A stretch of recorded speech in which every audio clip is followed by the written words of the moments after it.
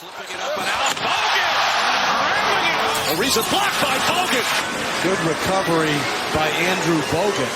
Let's get Rogue. Welcome to Rogue Bogues, a basketball series. Thanks for joining us for another week, and thanks for all the good feedback around the new segments, pros railing of trainers and the Australian players of the week and just the wrap of the Australian players. We hear you out there. Thanks for all the support and the feedback on liking those segments. They like you murdering trainers, pro. Who doesn't like murdering fucking trainers, Bogues? Let's fucking be honest. I mean, they're so easy to deal with. And, you know, it's funny that their clients are fucking struggling shooting the ball and they still want to work on their triple jab, fucking fadeaway, double pump, Euro step, fucking skyhook, you know? I hear. Get back to basics. KISS, keep it simple, stupid. The old saying goes. But let's get nice. Yeah. Let's get right into this. Team of the weeks for me, pro. I'll go first. I got New Orleans. They've been playing really well lately. 4 straight. Beat Denver just before we went live, which is a big win because Denver was second above them. OKC, the Spurs, and Toronto were in their week this week. So look, OKC can beat anyone on any given night, even though they're young and talented, but they're not Houston young and talented. They can win some games. Spurs are terrible. Toronto are competitive, and Denver are really good. So a good mix of wins there. 4 straight. Alvarado today. 38, 34 points, I believe. 38. I think it's 38. Banging threes from everywhere. Yeah, maybe. I kind of was in the third quarter, middle of the fourth when I saw it. But, you know, he's generally a role player for them that obviously famous for sneaking up on people from behind and getting steals, real bulldog defensively, picks up your point guard, makes him work. For him to give you that kind of output, I don't think it's going to be on a consistent basis, but if you can get even 15 to 20 from him, that makes them even more dangerous. He had 38, 6 or 7 from 3. 8 for 11 from 3, 6 or 7 from the free throw line, 12 for 19 from the field.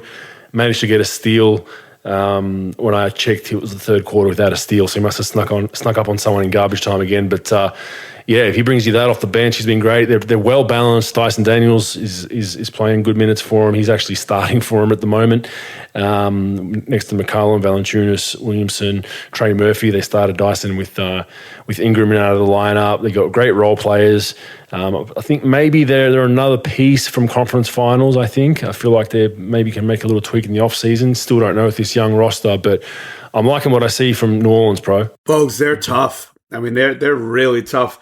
They've got, you know, they don't have dominating the ball players, which you'd think would be. Like, you watch Zion play, and I've been critical of Zion's play, you know, injury stuff, and then not being skilled, where like he's the most dominating unskilled player that I've ever seen. And he's gotten actually better with handling the ball. He still doesn't shoot it really well, but he can handle the ball pretty well. He's improved that for sure, and his shooting at times gets a little bit better. But like with him and Ingram and McCollum and, you know, all the role players that they have, I really enjoy watching them. Like even like Herbert Jones, Trey Murphy, like they have a balanced group. But they've also got 3 guys that could spread you out with McCollum, Ingram, and Zion to be able to do their own thing. And then Valanciunas is a screen setter, not much of a defender, but a screen setter, smart player, you know, could score sort of in his own way, you know, bully you. And then they just come off the bench with, you know, decent shooting. Alvarado just picks you up 94 feet. And they're long, man. Like your point to Valanciunas not being the greatest. He's a big body. I mean, He's doing a good job going with his verticality. He's not going to set the world on fire defensively, but you don't really need to with the wings they have, man. Like Ingram, people forget Ingram's a great defender too, very, very long. Yeah. You got Herb in there. You got, you know, a bunch of guys. Larry Nance Jr., super long wingspan, like guys that can switch 1 through 5, long. They're getting deflections on passes that they have no business being near. So I like him. I think, you know, that and they have CJ McCollum. I mean, he's not playing that well this season, but doesn't need to. But to have him in the playoffs as an ISO guy in an emergency is going to be valuable. And Ingram, both guys who can get buckets off their own bat, and Zion. So they're establishing themselves as a big 3. Along with, they probably might have the best role players in the league, pro, outside of their. If you look at every team that has a big two or big three or even big four. You look beyond them, the role players that are helping for New Orleans, they got a lot of guys that can help, man. You know, like I just said, Dyson Daniels, they've got, Herb, they've got Valanciunas, they've got Devontae Graham can get hot on any given night, Larry Nance Jr., Najee Marshall, Alvarado, Herman Gomez, even Garrett Temple's a serviceable veteran that can give you minutes in a playoff series in an emergency. So, and Jackson Hayes, he's not even playing at the moment. He's not getting minutes. So they have a lot of guys, a great role playing team, very, very deep. So looking forward to seeing how far they go. I still think they're a year or two away from making real noise in the playoffs. I think maybe they can get out of the first round, maybe scratch a second round, couple of wins in the second round, but I still don't see him getting over maybe a Phoenix or a Golden State just yet. But as the season goes on, they get more and more confidence. Who do you have this week, bro? Bogues, as much as I shit on the Lakers, I'm going to give them a little bit of props. 8 out of the last 10. I get the Lakers. Solid wins in the last week. Beating Washington, Milwaukee, big win where they were calling, they were calling Anthony Davis, Will Chamberlain, wrapped in Bill Russell, wrapped in Michael Jordan, for God's sakes, because of his play against Milwaukee. And then, they lost that game against Indiana where I thought it was going to be a shitty week for them, but then they ended up beating Portland, Milwaukee, Washington today. They're playing well. Look, I'm still not a fan of the team, but they are playing well. Obviously LeBron and AD are sort of like video games. Russell, I think you made the point last couple weeks that he's been playing well in his role coming off the bench.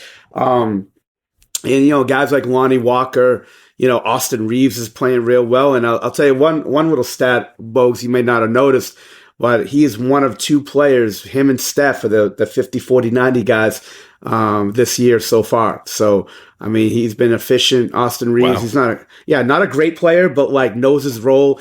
And I tell you, it's fun. It's fun watching players from like year 1 to year 2 to year 3 when they get more confidence. And I think you could attest to the fact that if you don't have confidence, I don't give a fuck how skilled you are, how talented you are, how you doing workouts and stuff. You're not going to make it. And it's funny. He's showing this like cockiness to him that really makes him a really good fifth option for them, on any given night. And then even guys like Thomas Bryant, he's given them, pretty good minutes. Toscano Anderson's really not there. Here's a stat, Bogues. I don't know if you're a big, and I'm not really a huge advanced stat guy, but like I put this into my database where I track it. For stat leaders, I do the box score plus minus, and Kendrick Nunn is the worst player that gets like minutes. He's a 293rd in box score plus minus. So like I guess they do some formula where like they just sort of see how you affect the box score, in your plus minus. He's at a minus 8.9. So that's a sort of a stat. Jokic is the best in the league at 11 points, a plus 11.6. Wow. Okay. Yeah, but I think they've been playing well. I don't give a fuck about the stat. I just thought it was interesting. But they're playing well, Bogues. I don't think they could beat really good teams consistently, but I think they played well the last couple of weeks. And you forgot to say that Anthony Davis today backed up that Milwaukee game with 55 points and 17 rebounds. I'm not sure if you caught that, Pro, on your ride home from your workout, but damn, monster game. 22 from 30 from the field, 2 for 3 from 3. His 3 balls come back. It was horrible early on, and he's not shooting a huge volume of it. He was 2 for 3 today. He was 2 for 3 the game before. All he needs to do is knock down one, and it's amazing. I had this conversation with a friend of mine. For a guy that's not a great three-point shooter, he's still pretty well respected from 3. Like, he's not really getting those super dare threes, right? Even though he's shooting in the 20%, it's kind of interesting because you know that if Davis knocks down one and gets going, then it's pretty hard to guard because you got to close him out hard. He goes 9 for 9 from the free throw line, but 17 rebounds in there. Russ also had 15 assists in this game off the bench, which was key for him. LeBron had 29, but big win for them, smacking the Wizards in Washington. And yeah, I mean, Davis, if he plays like this and continues to, I mean, they've got a chance to get out of the doldrums into a plains, maybe even a 6-7 seed if you're overachieving for the season. But I think it's Davis. I think LeBron can have his 30-point nights and whatever, but I think they go as far as Anthony Davis takes them, and I think they've got a good balance now, and there's some trade rumors floating around them as well, so we'll get to those a little bit later. But speaking of the Wizards, bro, they are my weak team of the my weak team of the they've had a horrible 2 weeks actually. They lost 6 of 7 they've lost, so I don't really. This week wasn't awful as far as a losing streak by any means. It's not like they lost 4 straight or anything like that, but they just look out of sync. They kind of started the same way last season. They started really well, and now they've fallen off. They've lost 3 straight now. Like I said, 6 or 7, and it just looks clunky. They just don't look like they're in sync. I think Beal might have got hurt today. He only played 3 or 4 minutes, so yeah, he did. Unfortunately, Beal gets hurt. Every season with something, and he's just one of those guys that plays that way, gets knocked to the floor a lot, gets to the line a lot. But it's more their losses. They lost to Charlotte, who are pretty easy beats this season. They play hard, but they're easy beats. Brooklyn can go either way, and the Lakers. So I think you look at the Lakers and Charlotte, they probably should be getting those two if they've got any aspirations to make the playoffs. Even though the Lakers are playing better, but they all over the place. Porzingis, looks like Chamberlain one night, and then looks like he's not even out there the next. So I think they're still trying to find how to play together. Kuzma's a shoot-first guy. Porzingis is a shoot-first guy. Beal's kind of been left to create a lot for them that's getting other guys involved. Hachimura's in and out of the lineup. Avdia's started off pretty poorly this season, still trying to figure his role out in the NBA. So Barton off the bench hasn't been as good as he's been on other teams. So they're in a bit of trouble. They're not looking like they're playing good enough to even scratch a plane at the moment. And now they've dropped pretty far down the standings here. I'll just pull that up as we speak. But they've dropped to 11. They've plummeted. They were in the 6 not too long ago, and they've just free fallen all the way down to 11. And Chicago's much more below them. New York's now jumped them at 10, pro. But they're my weak team of the. Bogues, yeah. I mean, I haven't watched a ton of their games. I know they've done well early, like you stated, and they just, I don't know. I sort of like their roster coming in.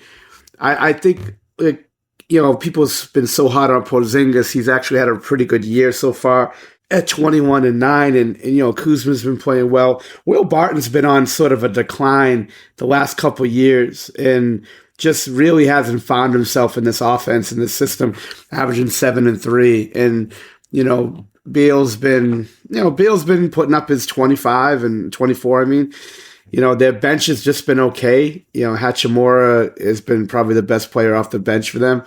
And they just really haven't been able to find their sort of click, and, Monty, they haven't really had a lot of good production out of their point guard spot. And, this is where I thought KCP was pretty good for them in the past. Not a huge KCP fan, but I thought he gave them some stability in their backcourt. And, Johnny Davis, the guy they drafted really high last year, he's barely getting off the bench. The kid they drafted really high as well, Avdia. Yeah. Denny Avdia, yeah. And he's just been okay. And so, don't really have much off the bench. Their starters are just okay. Their shooting's just okay. There's really nothing they could really bring to the table. And you got to play Bradley Beal 37 minutes a night. And he's been banged up the last couple of years. So, they got to watch that as well. I just think, I don't know where they go from here with this team. They need so much in the second unit they don't really have. And, they need a point guard. In my opinion, Monty Morris is a nice little player to come off the bench, but to me, he's not your starting point guard. And I don't see where they could sort of kick this team to overdrive to sort of turn the corner. The only good news for them is they're 1.5 games away from 6, so from the cutoff for playing. So it's not fire sale for them. Whereas Chicago, it's a whole different story. I mean, they're another game and a half behind in 12th. And they don't look too good. They're 9-14, but the Wizards I thought were playing somewhat decent, consistent basketball early, but they've had a horror week, so I have to give it to them. Who do you have? Bogues, I'm gonna roll with San Antonio Spurs again, man. I mean, they're gonna lose again. Back to back. Yeah, and look, I'm a Spurs guy. Like, I sort of don't mind them. I got a client that I break down film for that plays for them, and I'm pretty, I want them to do well. But 0-10, man. I mean, I had them last week. They still haven't won a game since, and like the teams they've played this week were decent. Like OKC. New Orleans and Phoenix, but still, man, you're 0-10. I got to give Lakers it to twice, them. Yeah, like ISO ball after ISO ball after ISO ball. Like Keldon Johnson is a good player, but like him and Vassell, they got to play. They try to play like ISO ball, and they're not that type of play. Like Keldon Johnson is against certain matchups, no doubt about it, but like, it's just like low energy, jacking up shots, and they need to play better. Now, Podol's been out, and Zach Collins has actually been getting time, which is cool as a development guy to see, but they're just not. Look, I know that, that it's funny, like you say, yeah, they're tanking for the, for the French kid, but not really. Like, they actually play hard and they try to win.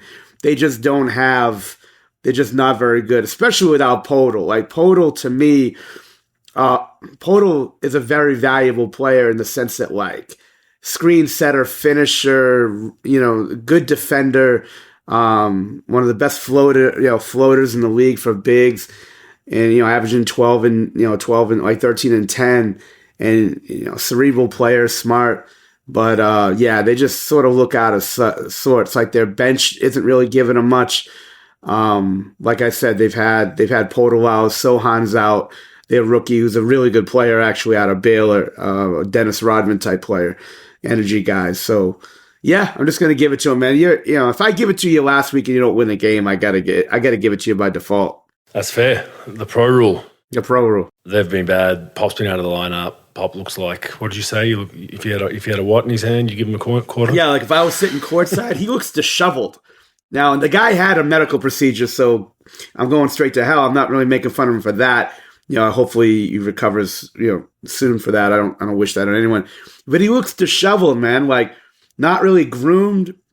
If he had a Gatorade cup, like, drinking, I sat courtside, I would, it looks like a homeless dude, man. I would drop like a quarter into his cup to see if like he needed it. But the guy's making $12 million a year or whatever. I don't think he needs it, but he just looks a little disheveled. He looks a little off this year. It's just strange that he's still going pro. It's strange that he's still going. There was rumors that he was going to retire and hand it over a couple of years ago.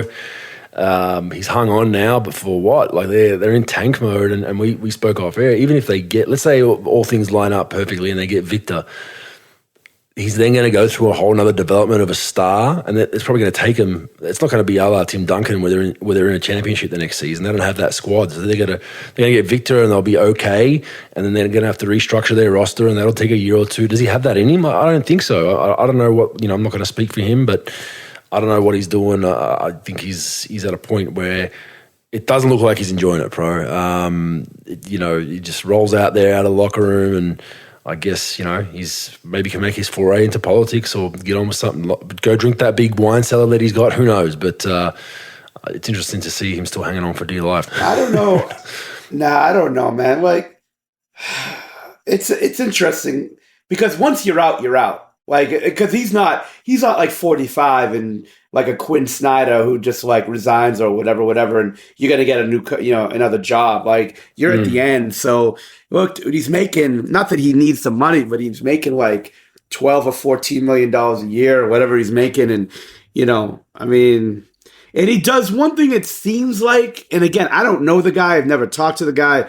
I've known people who worked for him before, but like, he seems like he likes helping players and try to coach them through. And one thing you could tell about Pop, he does tell you his form of the truth. Like he tries to help you, and he tells you that, like, he doesn't bullshit. But like at this moment, at your age, at that age, now, I'm never going to tell anybody to quit or not quit, but like that age, you've won 5 championships. You got all this money. You're one of the best coaches of all time. I would just say go, but I don't know. I don't know what he's sort of, like I said, he probably just wants to try to help guys. I just don't see him having the energy to deal with, even with Victor, it ain't like that team's going to, it's not like a Duncan where, Duncan turned them into a championship team year one. It's not like he's going to do that in year one. Yeah. And they had a squad. They don't have a squad right now. They've got. Agree. Yeah. They've got like Keldon Johnson, who's like a 2.5, like a 2.5, probably closer to a third best player in the team. Podol's like a fourth best player in the team.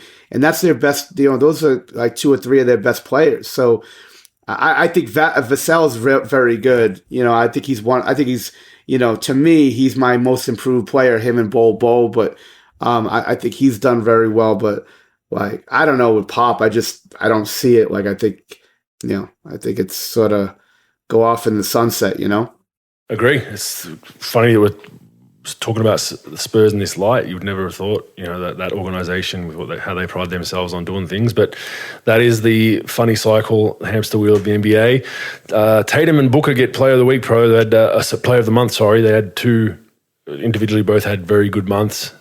Team records 15-6 and 18-4 respectively. Booker with 15-6 and Tatum 18-4. Booker's numbers: 29 a game, 6 assists, 5 rebounds. Sorry, that was Booker. And Tatum was 31 points, 8 rebounds, and just under 5 assists. So both of those guys, mammoth months. And there's no surprise as to where they both stand in their respective conferences, Pro. Yeah, Bogues, those two, they're a killer combination. They might be, obviously Boston right now is probably the front runner to win it. Them in Milwaukee, and those two are obviously the reasons for it. And everybody knows about Tatum and what he's done since day one, but Brown's been a guy who's developed into being a really good, second best player, could be the best player on a marginal team, but like borderline number 1 on a really, really good team. And those two guys have played well and put them into a championship level conversation. So yeah, definitely 2 guys that are really good players. Yes, sir. All right. Did you see just this morning? I just read the Trae Young saga, Pro. Have you up to date with that? Bogues, I just saw that. No, as I got home and we were about to start the podcast, I just turned on Hoops Hype and I saw that. So please, tell me about it. Yeah, I don't know what's going on. So Nate McMillan historically has been a pretty hard-nosed coach. I had some former teammates of mine play under him in Portland and said that back then he ran the team like it was in a prison. No phones on the buses. He was very, very strict. I think he's changed his ways and understood that, he's the odd man out. He's older, new generation. I've got to change my way of thinking. So I think he's adapted well. But McMillan's always had this in him. He's not afraid to go at guys. Apparently Trae Young and Nate McMillan from 2 nights ago went at it at shoot-around in the morning, back and forth, heated verbal exchange. So much so as Trae just didn't bother to show up to the game that night. I haven't seen this before. I've seen maybe a coach or management say, we're going to suspend you for a night, don't come to the game or whatever.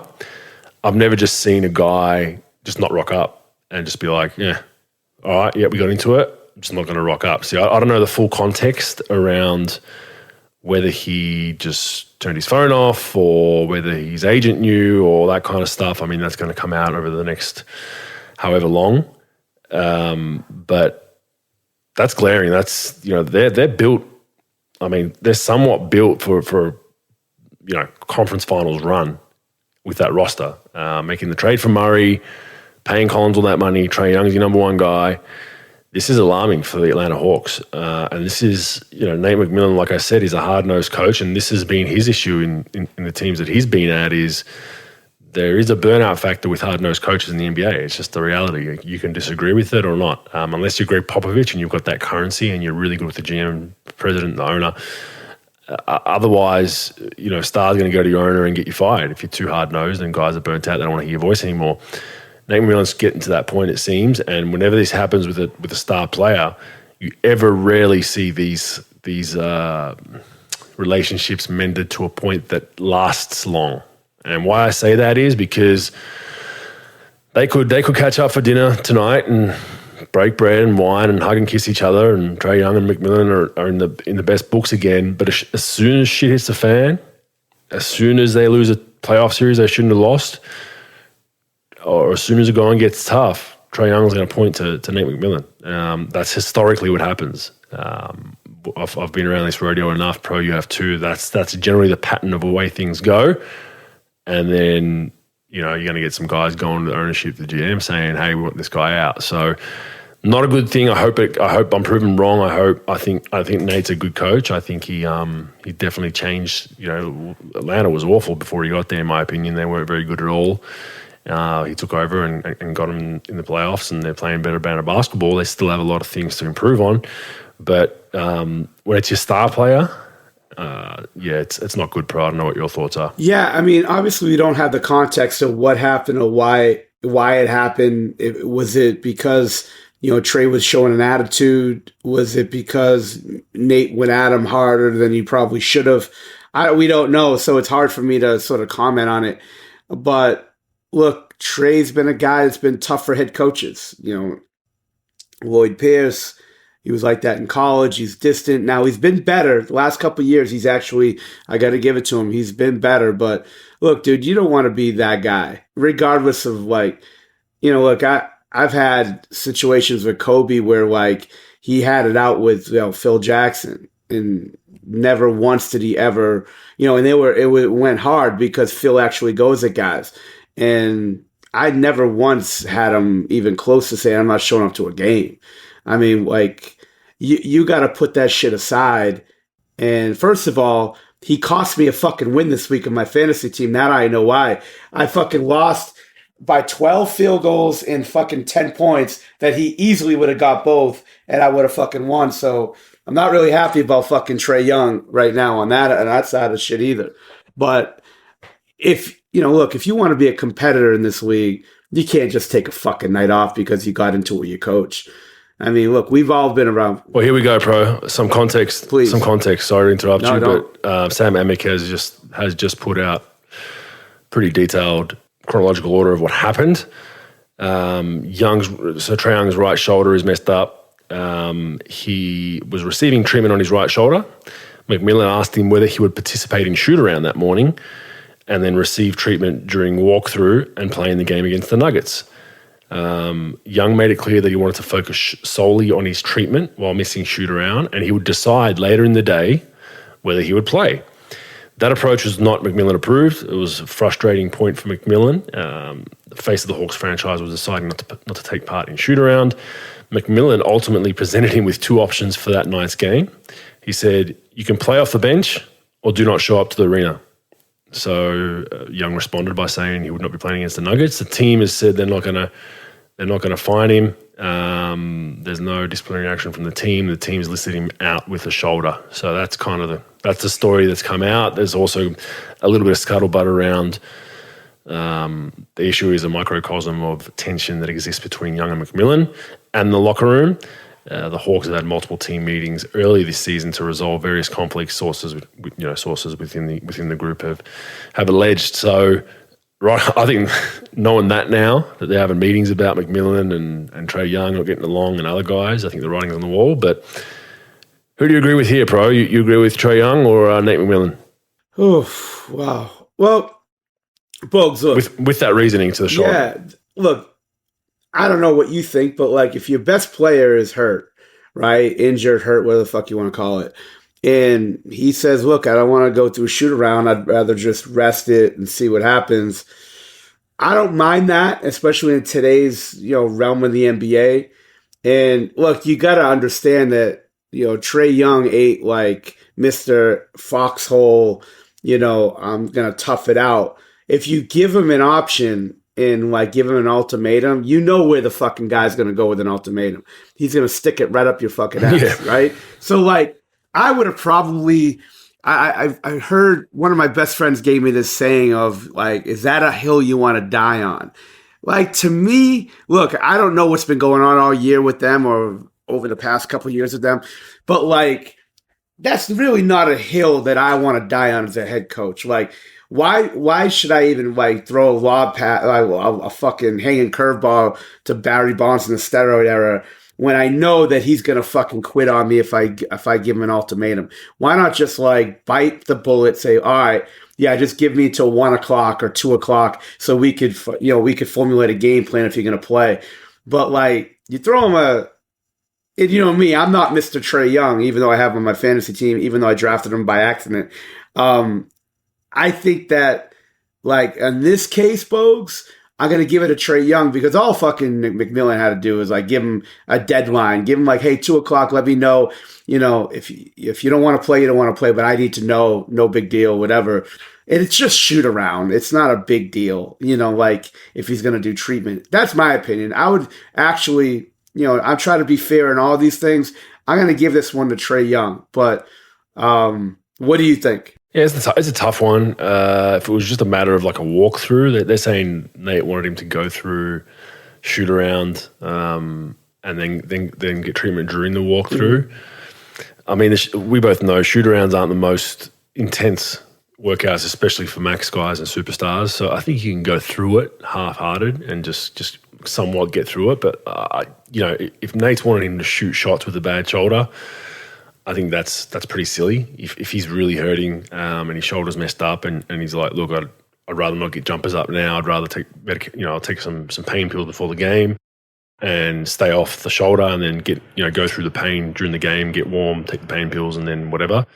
I'm with Trey on that, but I think it just could have been better worked out pre. Like it just, I question the whole communication from the trainers to the coaches. Where's that at in Atlanta? Like they would have known that going into shoot around that he's probably not going to participate. So if this was something that Nate, like you said, is a hill he's going to die on, have that conversation beforehand. Hey, Trey, just give me 20 minutes when we run through our shit in the morning. When we run through our offensive sets, I want to do some stuff with our spacing, or hey, here's a defensive adjustment we're doing. And then as soon as we get shots up or anything that's loading your shoulder, go sit out and get your treatment. That's as simple as a conversation needs to be. It doesn't need to be, this is a silly hill to die on, but maybe McMillan's frustrated with the lack of toughness in the Hawks and this was a line in the sand. Maybe this has been ongoing for weeks and months. And this is a danger in the NBA and pro sports. When you allow slippage, even an odor of slippage early on in the season, that then becomes a norm. So it might mean that, okay, this guy shows up to shoot around 5 minutes late because he's getting treatment on the sidelines. Like I play with a guy like this that would, the whole team would do team stretching and he'd get a trainer to stretch him. Yeah. Right? You're just like, the whole team's doing a warm-up and you're getting stretched. Actually, numerous guys. Mm-hmm. And you're on the side getting stretched by a trainer, right? You allow that and then, like we allowed on the teams that I was on, and then all of a sudden that stretching continued on into actual practice. Yeah. So then he's missed the first drill. Then it's gone into maybe even the second drill, the first 10 to 15 minutes. Oh, I got to get right. You know what I mean? So then my point is, you allow that slippage, and then it's something so stupid as this is the fuse that's lit everything, right? I don't think, this is my take on it, my theory, not being in that group. I don't think this was, the issue is bigger than it is because this wasn't the issue. This has been a bunch of small things that have led up to this that have now haven't been addressed, that have gone bang. That's my thinking of it, because this is, like you said, this is a silly hill to die on with your max guy. You know your max guy is going to, like you said, tell you to go F yourself and be like, all right, you want to go mono a mono? I'll be here longer than you will, coach. So let's do it. Let's rock and roll. And you're going to lose that battle 9 times out of 10 unless you're Greg Popovich, and that's 1 out of 30 guys in the NBA. Maybe there's 1 or 2 other guys in the NBA that have that kind of currency. So I think it's just a shitty situation, and I think it speaks badly to the whole organization, in my opinion. Yeah, and they're 13-10. They're looking to trade Collins. Bogdanovich hasn't played all year yet. It's not a good situation. And, they're one of those teams, they're built on paper for a conference championship, but to me, I don't think they're... No, they're not beating. They're not getting close to Milwaukee. No. They're not touching Boston. And look where they are. I think Brooklyn on a good night could even give them trouble, like in a series. As bad as Brooklyn are playing better, they could give them some trouble if healthy, So. And Trey Young's got to look himself in the mirror now, seriously, because they're going to fire McMillan. Unless they go on some big run, they're going to fire McMillan, they're going to have his back. But how many coaches do they have to put toe tags on in the morgue for him to understand that maybe it's not just them? Maybe I have to do better. Maybe I have to communicate better with my head coach. Look, it was well demonstrated that him and Lloyd Pierce didn't get along, right? Now you've got McMillan, same thing, can't get along. Like, I know things never really end well in the NBA. They always end badly or they wouldn't end. But he's got to look himself in the mirror if they do. And they got to look themselves in the mirror, their front office in Atlanta and be like, all right, look, we're going to back this guy. But how many times do you have to back a guy before you and then fire these head coaches before you say, wait a minute now? Like, how many of these head coaches are we going to go through? How many coaches do we have to double dip and, pay 2 coaches at a time because of the fact that we had to fire them because this guy can't get along or this guy's not? Now, is this guy really, I know he's averaging 28 and 10, but is this guy really our leader that's going to really take us, to elevate us to another level? Now, he did in that playoff series against New York for sure, and taking them as deep as he did a couple years ago. But enough is enough. Like, let's grow up. You want to be a competitor. You want to, like compare yourself to Luka Doncic and these guys. Not only do you have to put up the numbers, but you got to like be a leader where people are going to follow. And getting coaches fired isn't an Olympic sport. If he was, he'd be a fucking 8-time gold medalist. He's got to relax with this shit. And, if this is going to go south, he's got to figure out, all right, what do I need to do a little bit better? It's not just can't be the coaches all the time, So, yeah, not a good situation. Not good for Atlanta. All right, we don't have to touch on this one too much, but Tony Brothers, I love the wording on this. Tony Brothers missed one game due to the Dinwiddie incident where he called him a bitch-ass MFer. The NBA was wording, said he missed one game. So he wasn't suspended, pro. He just missed one game, so he was suspended, but they just put it nicely. So I think that's the right decision, pro. Yeah, they told him, they said, look, Tony, you could either sit at the scorer's table and just be the alternate or don't even fucking show up to the arena. We're going to Trae Young your ass. And he said, all right, fuck it, I'm out. I'm out. But good decision by NBA. I like it. I think the wording could have went a bit harder and just said, we suspended him because it was inappropriate, like a player would. As a trade rumor floated around from the Bulls, pro, Chicago Bulls, they might be close to going ultimate tank mode. They're 9-14, as I spoke about before. They don't look good. They look like it's all over the place. We've spoken about it last week. The ball out definitely hurts them. But DeRozan and Vucevic to the Lakers, which I assume would be for a Westbrook-type tank, that would help the Lakers, pro. I mean, you can then get Davis back to his well-preferred 4 spot. With Davis now shooting 3 ball a bit more confidently, you now have 2 bigs that can shoot the 3, which the Lakers don't really have. I mean, Brian can kind of get it going a little bit, but that's not his strength. Vucevic is shooting it well. DeRozan gives them another option if LeBron's not having a night where they can actually get some perimeter scoring, and obviously very, very good from that mid-range. This could help the Lakers, and we know the Lakers are in win now mode. They're not going to tank. No matter how bad they are, LeBron will still want to try to win games. But it does point a finger at the Bulls that they've given up on their big free agency splash from just 2 seasons ago, pro. Yeah, it's funny, Bogues, how this stuff changes quickly. Like how teams sort of reroute themselves early into a rebuild, or not a rebuild, but like their swing, their swing for the fences mode, right? And they built a good team for sure. And I think with the ball injury, it's weird. That ball injury is one of the weirdest injuries I've ever seen, where like it just usually when you have a surgery or procedure done, usually cleans it up. Now it might take a year, might take longer than that, but like it's been a long time and he still has pain with it and really can't function with it. So it's really strange. And yeah, it's just not really paying off. They made this big splash, re-signing Levine, signing Ball, getting DeRozan, Vucevic in the trade where they unloaded a lot of assets and a lot of equity to get them. And now they're just sitting, they're sitting in this space where they can't really make any traction in the East.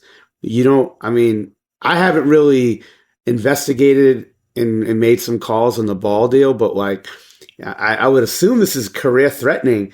And like, where do you go from here?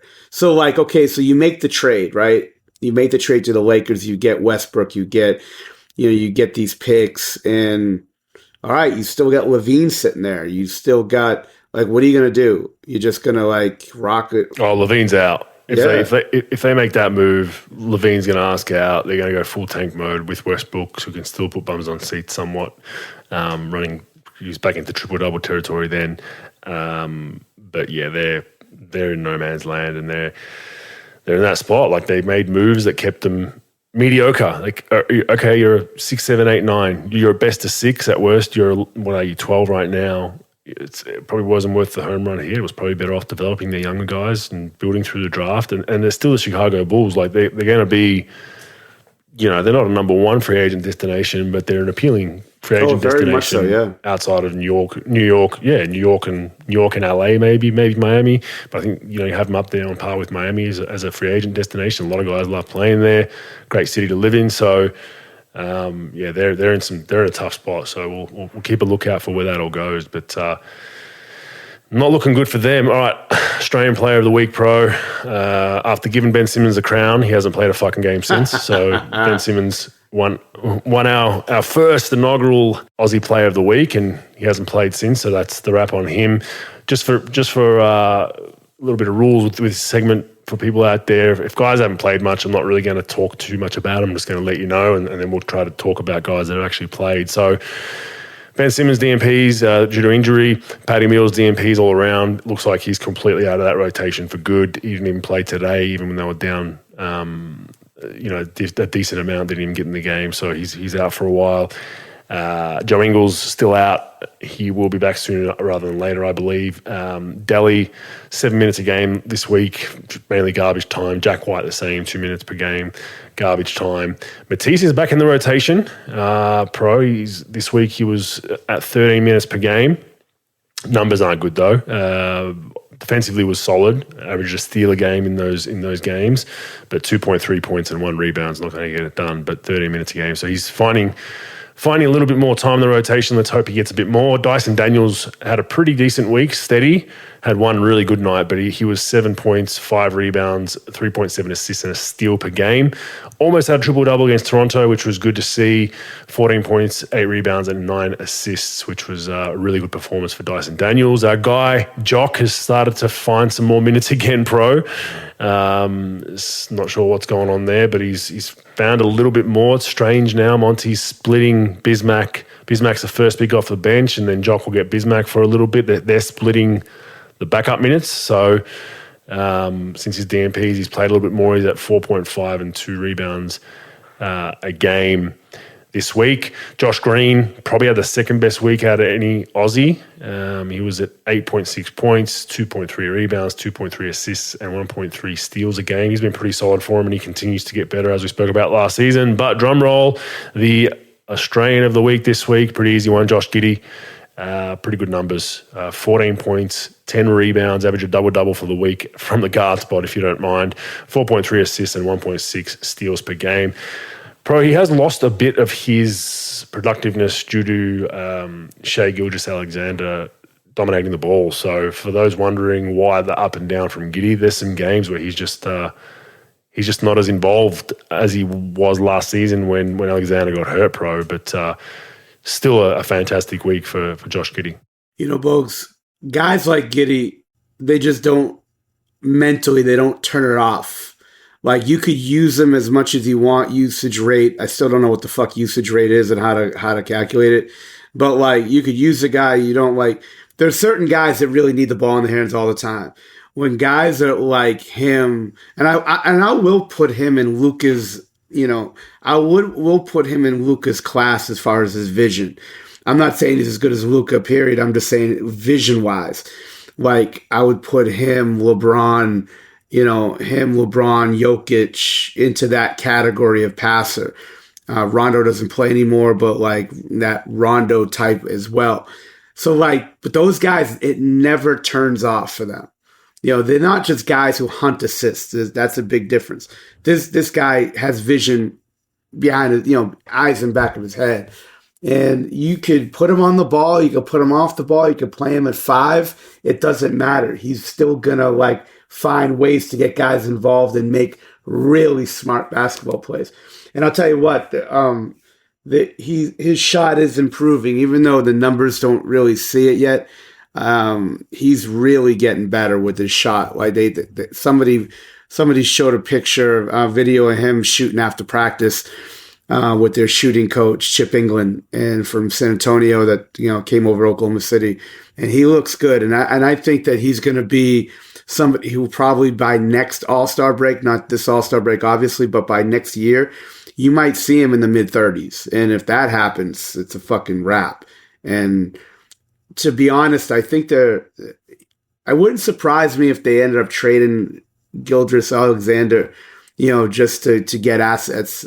I don't know, because they've done it so many times. They got to actually lay wood down as far as their foundation, and they gotta pay somebody. And that's a hell of a backcourt with him and Gilgeous-Alexander. It's pretty interesting to watch, but he's a hell of a player, man. He's going to be good for a long time. He is, and he'll continue to. I would take a guess he's going to feature in a lot of our Australian of the Weeks in that segment. It's going to be between him and Ben Simmons for the most part with numbers, just because they get him up. They put up big numbers. So we'll continue to watch that space. And just touching that, Pro, we have 10 NBA players from Australia right now in the NBA. And this discussion I started on Twitter based on, the World Cup's on right now for soccer. The Australian team made the final 16, which is huge for Australia. So someone started discussing, the amount of funding certain sports get from the government. And Australian rules football and the NRL in Australia are the number 1, number 2 sports for the most part, but they're really only played in a certain number of handful of countries play them at an elite competitive level. And people say, oh well, they don't receive that much direct funding. Well, they do when you factor in fields, stadium grants, facility grants, all that kind of stuff. But anyway, it's a story for another day. So I decided to look up where basketball was on the list as far as money.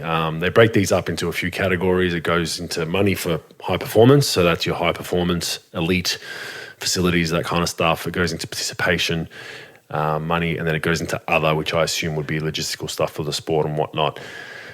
Basketball's down there in the doldrums. They receive a fair bit, but compared to some of the other sports, I just had to mention this. It's amazing that we do so well.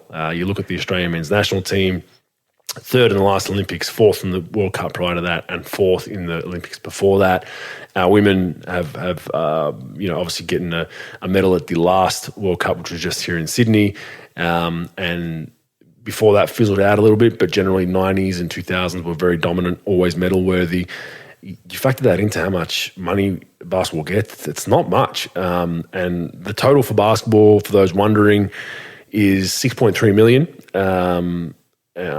for high performance, $475 for participation, and then other, God knows what that means, is $1 million. So they had a total of 7.8.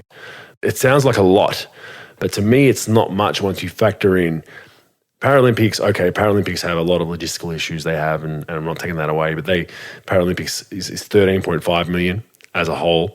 Athletics is 9.7 million, and I know there's a course of sports in athletics, but they're not that successful, and it's very hard to compete with other countries as far as athletics goes. Australians really don't do that well in athletic events. We usually get dominated by overseas.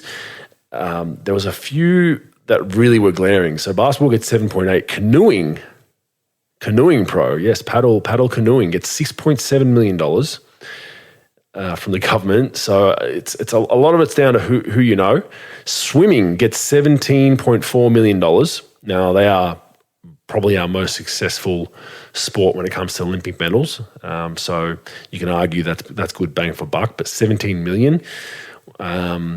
What else do we have? Water polo then is on a subsidiary to that. They get another 4 million off that. Tennis 6.5. I think that's pretty low considering it's a world sport. Sailing, now expensive equipment, $9 million for sailing, good old sailing. Rowing pro, $10 million. And the reason, hockey, this is the big one. Hockey is $8 million. They get more funding than basketball in Australia. and it's a really small participation level in hockey. There's not a lot of people that play hockey, so I think they factored in the money per participant is something like $1,500 per participant in Australia. For basketball, I think it equates to about $100 per participant. So that makes you think. But the reason why I bring that up is, I mean, there's two states in particular, New South Wales and Queensland, that are just, they need facilities. They need basketball facilities. There's just not enough basketball facilities for young kids. And a concern that I have is that these kids are going to, get to an age where they, can't even access a court to work on their own game at times, that they're going to go into other sports like NRL or AFL or whatever it is, right? And we're going to lose really good kids. And what this now is breeding, at least in New South Wales and Queensland, is a lot of these kids are now moving away from the traditional levels of competitive basketball, and it's moving towards private schools, because private schools have the money to build these facilities, and then kids go and play competitively for these private schools. A lot of them now are giving out scholarships to numerous different sports, including basketball.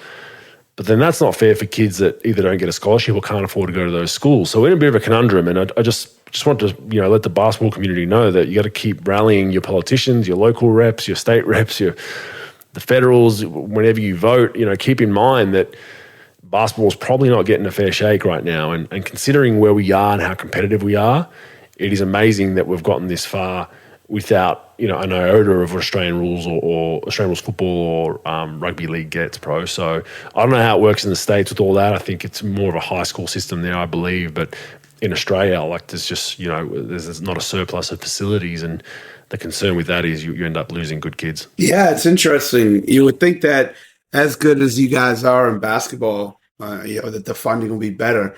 Maybe, I don't know, like you said, a lot of that stuff's political. But maybe they want to give some of that money that you mentioned, some of the sports that you're a little dumbfounded by, that they gave so much in comparison. Maybe they think because it's a low participation sport across the board, that maybe if they invest more money in it, they have a chance to medal in it in a not so popular sport versus a popular one. I have no idea. In the United States, a lot of that stuff comes down to tax money. With high school facilities and buildings like that, it's just like your tax. You build these facilities, these rec centers where, people could rent or come in and work in their game. A lot of it's private funding. But yeah, it's interesting you would think that there'd be more money for it in Australia, but yeah. Now, would it be, Bogues, that they just want to keep it for the AIS and just keep that as the most dominating facility in the country? Or, well, they're losing funding for some sports. I think basketball's losing funding. That's the thing. And the AIS itself was losing funding year on year. So they got established in I think it was 83 or 84, wasn't it? 80 sometime. Could be wrong on that date. But they got established because we stuck to the Olympics. So the government saw, hey, we're bad at the Olympics. We need an elite center to develop every athlete, right? Different sports. And then they got a lot of funding, and then a political party changed, and then there was, some backlash about why should we be paying for all these athletes, blah, blah, blah. And then the funding's dried up, and then holds been known. You look at the results of the Olympics the last couple of years with medal tallies, we've dropped off. So it's a direct correlation. But one thing I probably should have mentioned is that basketball is a top 5 participation sport in Australia. That's what I should have mentioned at the start of this. So when you correlate that, to your point, they want these sports that don't have as much participants. I'd argue the opposite. You've got more kids wanting to participate in the sport. You should be investing more and providing more facilities so kids can get on the court. Because I'll tell you right now, I don't know what it's like in the States. I think it's kind of similar, but not as bad. But these basketball centers aren't just used for basketball. They rent that shit out for, local. Yeah. Bob and Fred want to rent it for badminton for an hour. Yeah. They'll play. You can't get on a court. You know what I mean? Or it's indoor soccer, or it's cricket, or it's. So it's not just for basketball, and I think it needs to be spoken about. I know Queensland's really struggling with facilities throughout the whole of Queensland, and I know the New South Wales is really struggling. And like I said, what that's doing is it's moving towards a private school system, and then kids without money or without connections to get into those schools are going to struggle to find competitive basketball, and you just don't want to do that. You want to keep it in the public system if you can, but you look at participation rates should correlate more funding for basketball. But the point of this is coming from I wanted to link it to the Australian wrap up, or the Australian of the week for the NBA. The fact that we have 10 players in the NBA from a country of 24 odd million people with not a real hard focus on development for basketball is commendable. So I think every player that's played in the NBA from Australia should be commended. I think it does wonders for the game here, but let's hope we can, the listeners out there and people out there can keep rattling the cages of these politicians to make sure basketball does get its fair share. It is unfortunately a pricier sport, Pro. We know shoes cost a lot of money. We know getting to stadiums costs money. We know uniforms cost money, travel, all that kind of stuff. So you do need a bit of coin. So it would be nice for the government to continue to invest rather than building, I get Australian rules is our number one sport in NRL, but there's so many fields everywhere. When you relate that towards basketball, it's not a fair shake. So that's my little rant about that this week, Pro. NBL. Been a real good round, Pro. It's a real even round. Most teams played twice. Cairns actually beat the Sydney Kings early in the week, right after we recorded. They played that night. Sydney were in control the whole night, and Cairns came back and stole a game in overtime. Disappointing loss for the Sydney Kings, actually, because we were in control of that game, but you got to give credit to Cairns. They came back and stole the win. Cairns then go on to lose to Adelaide in a close one late. Looked like it was going to be a blowout, but Cairns fought back. Adelaide got that win, so Cairns go 1-1. Sydney then, after that loss, go on to smack Adelaide yesterday, which is a pretty easy win for Sydney. New Zealand pound the Southeast Melbourne Phoenix in New Zealand, but then they lose to the Perth Wildcats, who have been struggling. New Zealand were number one at the time. Perth are down towards the bottom of the table, so that was an interesting win for the Perth Wildcats. The Phoenix then go on to beat Melbourne in Melbourne. Brisbane beat the Perth Wildcats, which was a really, really bad loss for Perth. Brisbane kind of shorthanded, the coaching change, all that kind of stuff. But then Brisbane go on to lose to Tasmania. So been a pretty interesting week. Not much change as far as the ladder goes, besides the Sydney Kings have retained top spot, which is always good to see. And New Zealand now in second, Pro. New Zealand look tough. They look really, really good. They got a couple of good imports there and an external repair. Cairns in third, and then it's pretty even from there. The bottom four is interesting. Perth, Melbourne, Brisbane, and Illawarra. Illawarra was kind of predictable. Brisbane, some people had them as the favourites to win a championship. Baines has been hurt the last couple of games.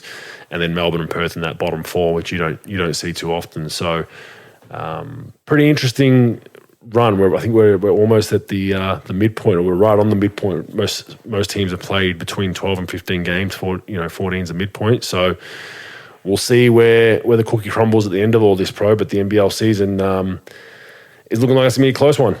Bogues, did I read it right that Luke Longley has joined your ownership group in Sydney, or no? He sure has. Yes, he sure has. We have welcomed Luke to the best ownership group in the league, Pro. He's going to learn a lot from us. He's been our advisor since the third year. So this is his third year now as an advisor to the Sydney Kings, and he loves it. Sorry, fourth year actually, I believe it'd be his fourth year. So he's basically been on all the owners' calls whenever it comes to anything basketball related, and we just thought that he's one of the best to ever do it in the NBA. A lot of experience. He kind of thinks. The beauty of our ownership group, Pro, is we've got me, who's a loose cannon. Other owners are loose cannon, Paul Smith. Robin Denholm is one of the smartest business minds in Australia, if not the world, and the chair of Tesla. And we've also got now Luke Longley, who is a whole other personality, kind of, the yoga-esque kind of take a deep breath and think this through type of guy. So it's a really good mix. And we all have different opinions, and I think that's why we work. And Luke was actually on record last season when someone asked him about our ownership group and Luke, and he said, the reason why we're going to win is because we have a bunch of weirdos as owners that are all different. and we ended up winning it. And it's true, because you don't want everyone agreeing. You get nothing accomplished. Yep, yeah, you're right. Agree with that. Yep, you're right. No, we get into it sometimes. I don't agree with that. That's bullshit. We need to do this. Oh, no, why do you think that? I like this player better. And it makes for good conversation, and sometimes you're right, sometimes you're wrong, sometimes the group votes with you and sometimes it doesn't. That's part of being an adult and grown man and woman, and we do welcome Luke Longley. Thanks for bringing that up. I didn't even have that on my run sheet. Luke would have been pretty cross with me, but he's going to be invaluable for us. He's still based in Perth and flies in every other month, and I know the guys love having him around as well, so really, really cool. Yeah, no, I read that and I was like, wow, that's it's pretty cool. So he wasn't being offered any fucking ownership group before he got on the podcast, and now we can't fucking find him. So, you're welcome. You're welcome. So that's good. No, it's good to see. He's still scarred. He's still scarred from coming on the podcast. Bro. That's a good point. It's that pro guy, man. Yeah. But and then, by the way, NBL MVP candidates, real quick. I think it's down to two: Keanu Pinder and Xavier Cooks. In my opinion, if you want to ask, I think it's gonna come down to which team wins more games, in my opinion. And Xavier Cooks is having a hell of a year, but Keanu Pinder as well has been fantastic for the Cairns Taipans. So I think it's coming down to those two. A few other guys is floating around in there, but I think those two are, at the end of the day, it's going to be between those two. All right, Dabble is betting mid social media. On Dabble, you can follow your friends and mates, stalk the experts or trending tipsters, scroll through trending bets and copy them all in one tap. Get alerts when your mates and expert tipsters place bets. Most importantly, you can follow me, Andrew Bogut, all one word. I had a big one in the preseason, the first couple of weeks of the season, but I've been struggling since. So stay with me. I've got a good one coming up in the next couple of weeks. I'm sure of it. But the multis haven't been too favourable the last couple of weeks. Download the App Store. Dabble, all one word. Dabble socially, gamble responsibly. So thank you, Dabble, for the support of this podcast. Stats, pro, useful or useless. Klay Thompson is back up to 40% shooting from three after his 3-point percentage has lifted 7% in just 5 games, pro. Useful, useless? I think it's useful. So he lifted his yeah, go ahead. No, okay, Bogues, you want to explain that? Yeah, so he's in basically in 5 games, let's say he was at 33%. In 5 games, he got it up to 40%, which is pretty astonishing. Like usually, if you're shooting in a rut in the NBA, pro, as you know, if you're like a 26% shooter and a goal is to get to 30, it could take you like 30 games, you know? And he's lifted his percentage by 7 percentage points in 5 games. And he's a volume shooter, we know, but that's an amazing stat considering how cold he started the season. Yeah, like you said, it's very delicate, especially when you start getting like high number of attempts. And if you're down to the dungeon with that, to really rise it, it's not like you played 3 games and you could raise it like 30 points in a day or two. When you're 20 plus games in and you raise it 7 points in a small amount of time, that's a pretty huge, that's a pretty big accomplishment, and it's not easy to do. So no, I definitely think that's useful for sure. Yep, useful to me. We spoke about this last week, but just a formal stat to close that part off. The Dallas Mavericks have not won a game this season when Luka scores less than 30, pro. Useful, useless? Oh, it's useful for sure. I mean, it goes to show that, they really, sort of value him to be able to, run the whole thing. And if he's not rolling and rocking with that, it's going to be really tough. And, I think it's definitely useful because, look, Bogues, they talk about his usage rate all you want. First of all, Giannis has a bigger usage rate than he does, and they're winning. And so I think they have to up the talent on that team to really to make it where he doesn't have to score that many points for them to win. And they had that last year. I don't care what people think about Brunson versus Dinwiddie or whatever, but Brunson brought it, and he sort of let Luka get off the ball a little bit, and he could take over some games. We saw it in the playoffs. So they have to, it's not just Luka. They got to be able to up the talent they have.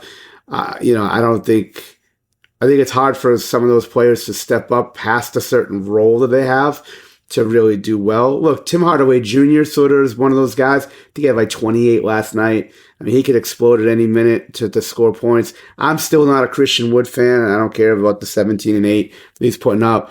But I don't think you could rely on him on a regular basis. But I do think Hardaway, could do that. I think it's useful for sure. I don't know why I went on this tangent, but I think it's useful for sure. Useful. It just emphasizes what we spoke about. When he doesn't play out of his mind, they struggle to win games, which with a lineup of some other backup scorers that are supposed to be gunners in Hardaway Jr. and Dinwiddie and so on, you'd expect a bit more from him. Brook Lopez is now odds-on favourite to win Defensive Player of the Year, according to Las Vegas Pro. Useful, useless? Holy shit. Yeah. How crazy is that? I mean, on the surface, I would say useless, but I mean, I don't know. I guess if you count shot blocking as like, well, they have that and verticality and paint points when he's in. That's what it would be. He's averaging 3 blocks a game though, this season. But which that's the and thing. he's contesting a lot of them. Like he's just verticality. He's a big dude to get those layups and floaters over. Bogues, I think we talked about this before. I never saw him as a shot blocker. And when somebody mentioned to me and I saw the thing that he's averaging 3 a game, I was beside myself. Like I said, I don't figure him to be that much of a shot blocker. Well, he was labeled as a horrible defender early in his career. Horrible. And look, I think part of it was system. A part of it was like he just wasn't no one was making him buy in or holding him accountable, whereas now he's in a great system with Bud. They have a great defensive unit. Drew Holiday on the perimeter. They got Giannis floating around there as well. I mean, Giannis and Lopez in the back line. I mean, Giannis gets his fair share of block shots and steals as well because he's so long. But yeah, Brooks doing a fantastic job, and it's not just the 3.0 blocks. It's the verticalities, and just sometimes guys will score on him, but he's going to be there, make you feel it, and make you earn it. And I know they factor that in with the data analytics of how much points he even scored or attempted in the paint. Where you play Milwaukee, you're not getting a lot of easy looks in the paint. Second in block shots for those wondering, Miles Turner at 2.5, Davis 2.4, Claxton 2.2, and Bol is at 1.9. So I think it's useful. I think I just love seeing guys that are labeled as, bad offensively or bad defensively kind of, stump the narrative, and I think he deserves that. All right, James Wiseman is a minus 35 in 5 games in the G League Pro. Useful or useless?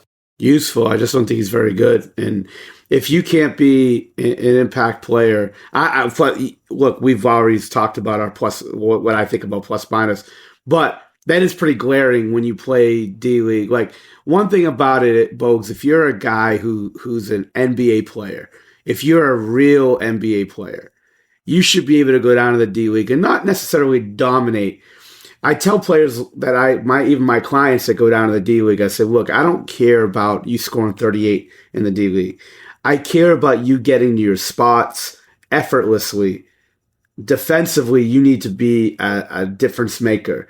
Even if you're not a good defender at the NBA level, you got to be a defensive, you got to be almost dominating defensively just because of your brain and what you've been going against. And you got to be able to get to the rim easily. Those are like the 3 things that I look at. If you're a minus 35, that's telling me something. I don't give a fuck how bad your team is. I don't even know their record, and they're usually a pretty good D-League team. Santa Cruz. Is it San Jose? I forgot the team. Santa Cruz, yeah. So, like, they're usually a pretty good organization, a good team. Regardless, if you're an NBA player and you're supposed to be this guy that, like, everyone's saying that you're the next, really big thing in Golden State once all these guys move on, and you're a minus 35, I think you need to rethink your career. If you're a minus 35 in the D League and you can't make an effort like that and impact winning at the D League level, it's ridiculous. Like, remember like Wandale last year. He came down for the Spurs. I remember I had dinner with him the night before his game against Dallas at the Legends. And we had this conversation, and he dominated. And he's a guy that's like a second unit NBA guy. Wiseman's supposed to be an all-star level talent, and this guy's a minus 35. Yeah, affect winning. That's a big thing. Like, you can have a 10-10 night or a 15-5 night, which aren't numbers that jump off the page, but your very presence out there should be, affecting winning. And I think that's what Golden State's looking for: affect winning. Protect the paint. Have a bad shooting night, but still affect winning. You're still playing in the game and you're affecting winning. You can but don't have a bad shooting night and mope and not be good defensively and then get a minus 35 in 5 games. That's inexcusable. And look, yes, an argument to the contrary is that maybe he's playing with guys that aren't that good. Maybe they're not playing well. It's a team game, but you're number 2 pick going out of the G League. You better, I don't care if you're getting 20 and 10, you better help them win some games regardless. Your president should do that. So I think it's useful. Last one, Pro, this is interesting. Do you know who the best 3-point shooters in the Eastern Conference are right now? Let me guess here. Now, it might have changed because there's been a row of games, but I'll give you a tip, Pro. Mm-hmm. They're all on one team. Really? No shit. They're all best 3-point shooters in the Eastern Conference are all on one team. And out of the whole league, out of the top 15 3-point shooters in the league, 6 are on the same team. That's crazy. What team do you think I'm talking about? Well, the only reason why I'm going to say the Celtics is because Sam Hauser is one of their better 3-point shooters. And I knew Brogdon was high up. I didn't think he was number one. I thought it was with Watanabe. Watanabe from it's Brooklyn. Well, it changes day by day because there's lots of games, but it's the Boston Celtics. They have 5 guys. Well, at time of seeing this stat, which was a day ago, Brogdon number 1 at 49.3, Horford 48.8, Hauser 47.9, Derek White 45.2, and Grant Williams at 44.2. That is unbelievable, and it is somewhat a concern that's not going to last the whole season. So if I'm the Celtics, the good thing is they're very good defensively. I'll give them that, but they have won some close games along the way. This is historic. This is absolutely historic. The way they're shooting the ball, and you just got to see if they can maintain it. And you look at Tatum and Brown; they're not even in the top 100 at the moment in 3-point shooting. So an amazing stat, and one you don't see very often. I know the Eastern Conference thing makes it a bit more, whatever. But top 5 out of 5. But they got 6 of the top 15 shooters in the league on that roster. That's pretty amazing, bro. I think it's very useful. But I do have a concern because they're going to dry up eventually, and we'll see what happens because they're having a historical season shooting the ball, which is quite amazing. Bogues, it's just it's funny that they're sort of like watching Golden State when you played for them. Even after that, obviously, when they were good too, like when you moved on, but like they're just the way they play and the way they share the ball and the way they just sort of like a well-oiled machine. And it's pretty to watch, and me, I'm just trying to search out really good basketball to watch. And you watch them. I don't care if you like Tatum or not, or Brown or not, their new coach or not. I mean, the fucking ball moves and they just shoot the shit out of it. And like you said, it's not even Tatum and Brown. It's everybody else. Hauser, they found him. I think he was working at a snow cone factory or something. I don't know where the fuck they found him. And this guy's like leading almost like top 5 in the NBA in 3-point shooting.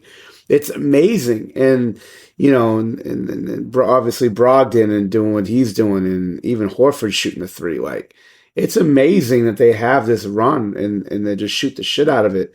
And you watch them play, Bogues, like everything they throw up, you think it has a chance to go in. It's crazy. And they don't have any like crazy 3-point shooter that you think of like Steph or a Clay. They just have all these guys who could just like consistently make shots. So, and it's unbelievable that that stat you threw out. I didn't know that at all. I wouldn't even guessed, but it's a pretty cool deal. 5 for 5 on useful stats, bro. I'm winning this week. Yeah. What do you have? Which trainer's getting fired this week? Bogues, let's title it up with this. I'm gonna enter it now. NBA shooters, the trainers that are getting fired. Dun, dun, dun, dun. Trey Mann's trainer. Sorry, buddy. Shut off your Instagram. Get a Shooting for Dummies book and bring it to Oklahoma City because Trey Mann needs it. My man right now is shooting 38.1 from the field, 64.7 from the line, and 28.8 from 3. And Jalen Suggs returns as a back-to-back giver to this award. Jalen Suggs is averaging 41.9. Just go out and make a layup and just get the fuck out of the game just to get out of this club. But 41.9, 65.7 from the line, 29.4. Fellas, if you're seeing 3 rims before you shoot, aim for the fucking one in the middle. All right? Aim for the one in the middle because ask LeBron. Ask LeBron. Yeah. Remember he had a game where he said he was seeing 3 rims? Yeah. Aim for the one in the middle. when he made that big 3? Yeah. Yeah. So Cody, is it Cody or Kobe? Kobe White, is it Cody White? Cody White got out of there? Kobe White. Yeah, Kobe White. Hold on, let me look at him right now. Sorry. Yeah, that's all right. Kobe White. He graduated? He may have graduated or just like he may not even played enough games. Kobe White right now is at 40.4, 69, and 32.8. So he's shooting over 30 from the three, so he did escape. Yes. He did escape. He graduated the Yeah. program of trainer firingses. Yeah, Shooters for Dummies books. Go to shootersfordummies.com, order yourself everything on the fucking menu. This could be the first segment we get a cease and desist letter for, Pro, and I like it. So we're going to continue on with it. But appreciate it. Let's wrap up with some fact or fake news. All right, fact or fake news. Bogues, I read somewhere where people were given, I think it was Stephen A. J. Williams maybe, was giving, because of his like uptick in stats, Anthony Davis should be in consideration for MVP. So do you believe... fake news. Yeah. I couldn't even. I don't even care what you're going to say next. Yeah, I got no defense, brother. I'm not OJ's lawyers, motherfucker. I'm not fucking defending him. I'm just asking your opinion. That's preposterous. That's preposterous. That is preposterous. Like that is. Yeah. That is ridiculous. Like they suck. Even though they've won some games, Davis had some real good games the last couple of nights. But yeah, for him to be in consideration, he needs to be playing well. They need to be somewhere in the middle of the Western Conference at least. Let's put him at 5, 6, 7 for me to even think of that. But and still, they still got a pretty good roster as far as star power goes. I don't think it fits well, but I don't think they're near a Tatum or a Booker that we just spoke about for Player of the Month. So fake news, that one to the death. Bogues, keep reading up on this Clipper deal, and these guys that never play together. George and Leonard never play together anymore. Obviously because he's hurt and Leonard's getting a knee back or whatever whatever he's hurt. And I'm just going to ask, they're both going to be healthy by playoff time. I know it's a dumb question because it's health and obviously you don't want to jinx anybody, but like this is getting a little bit, we're almost 30 games, we're 30 games in or so almost, and they're not healthy, man. And it's just a weird situation. So my question is, both these guys are going to be healthy come playoff time. Well, I hope I'm going to say fact just because they're babying him to that point, which some would argue you have to do, but I've punched the numbers in to the Google machine, and they've played 4 games together this season, Pro. 4 games. They're minus 38 with their 2 stars on the court together. That's from ESPN Stats and Information Research, so thank you to them. But I'd love to get a number. I might dig into that. Kawhi Leonard has 84 games played with Paul George in his career. So there you go. This is their 4th year together, is it? Or the 4th, right? Third? Is it third? Bubble. Yeah, you might be right. Championship 18, 19, 19, 20, 20, 21, 22. Yeah. So, yeah, 3rd year. So, yeah, it's not a lot of games. It's a third of the games together. So, look, everyone knows my stance on it. They need to play together. They need to get rhythm together. They need to find out their strengths and weaknesses and when to go and when not to go and all that fun stuff. So I'll say fact, they're going to be healthy for the playoffs, but I had them picked as a championship favorite, and I'm kind of way off that. I don't think they have enough continuity together to edge out tough playoff series. Bogues, I got fake news on this. I think they're not going to be. I don't think this Kawhi Leonard, and I got no intel, just sort of what I'm seeing and what I'm just thinking. I think this knee is not very good with Kawhi. I know they're babying him, but even to this point, there's something going on, in my opinion, with that knee. It doesn't smell right. Something tells me that like something's going on there, and I don't know what it could be, but like you would thought that this guy would have played a lot more games after this point. Not like every night, obviously, they're gonna baby it, but like there's something going on, and I don't think he's gonna be healthy by come playoff time. I don't. I think this is an ongoing thing. I don't know what it is. Like I said, I don't have that intel, but I don't like what I'm seeing, in my opinion. So I'm going to say fake news. I don't think they're going to be healthy for that. I'm just going to ask about, and I know we talked about the third one. The Bulls will pull a trigger on Westbrook and 2-pick deal for Vucevic and DeRozan. Fact or fake news? Ooh, it's hard to say specifically to a team. I think the Bulls are going to blow it up. Fact of that, but specifically to that deal, I mean, who's saying no to it? They get to wipe Westbrook off the books at the end of the season. He'll still put bums on seats in a tanking team. I mean, I'm doing it. I'm clearing space and just going for the Victor sweepstakes. So I'm going to say fact that they'll do it. Yeah, I'm going fact. And I mean, they get their own pick. I'm not even sure if they have their own pick though, Bogues, because remember they threw a shitload of picks. Chicago. I don't know if they have their own pick because of the Orlando trade with Vucevic. I got to look that up. Of course, I never let facts fuck up a good story, but I don't know that for sure if they have their own pick. But does Westbrook pick throwing for Vucevic and DeRozan work though? What's up? Somewhere along those lines, it would like a Westbrook, maybe a second round pick and like a throw in of another role player for DeRozan and Vucevic work. Doesn't have to somewhat match salaries. Westbrook's on a lot of money though. Yeah, so right now as it looks like, so the Lakers with Westbrook salary wise, so right now Westbrook makes $47 million. Okay, so we go back to Chicago.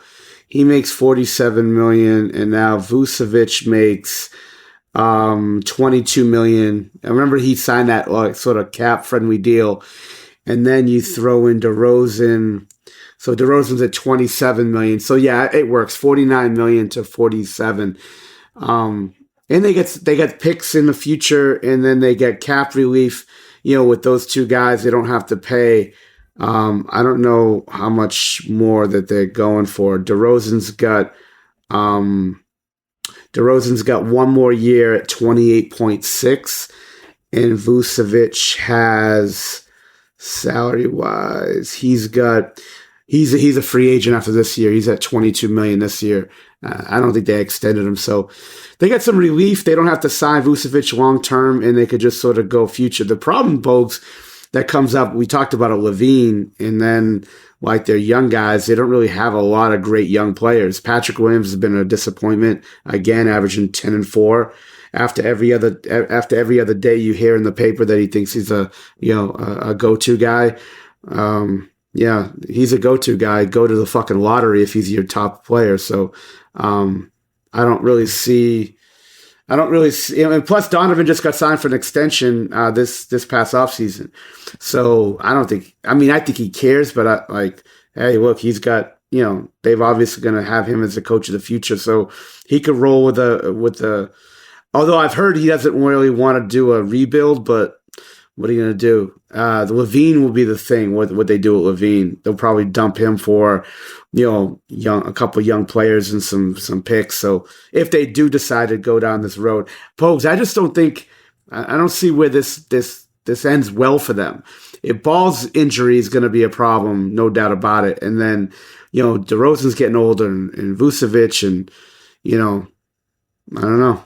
I say, again, another fucking way longer story than it should have been in a spiel on my end, but I don't think, I think that they're going to do it in a second. I think that they'll blow it up. It's funny, Bill Simmons wrote about that first, but I think he just, if I'm not mistaken, I just think he threw it out of thin air. He's like, they should do this. And then fucking Zach Lowe reported that it was like a legit deal. Picked it up. Yeah, hey, good for Bill Simmons, man. Throwing a trade out of fucking thin air and fucking doing it. And then I think, either way, if the trade doesn't happen with LA, it's going to happen. The Bulls are going nowhere fast. They might as well blow that thing up and get in the Victor sweepstakes and build some young players and play the young guys and see who they want to build around. I mean, DeRozan's getting no younger. Vucevic, same. Levine's probably he's going to want to get out once he figures out they're blowing the thing up, and then who knows when Ball's going to play again. So they're in a bad state. But we'll see where that all goes. Another episode in the books. Thanks to everyone for joining us. Give us feedback. Let us know your thoughts on the podcast. Check out Mike on all his social media channels at Hoop Consultants. And if you've got any film you need cut or whatnot, even for younger kids, if you want some advice, I'm sure you can find his website and send some stuff in, and he'll be happy to help you. And we are on @RogueBogues on all social media platforms. And we'll see you all next week. Thanks, bro. All right, folks. We'll see you guys next week.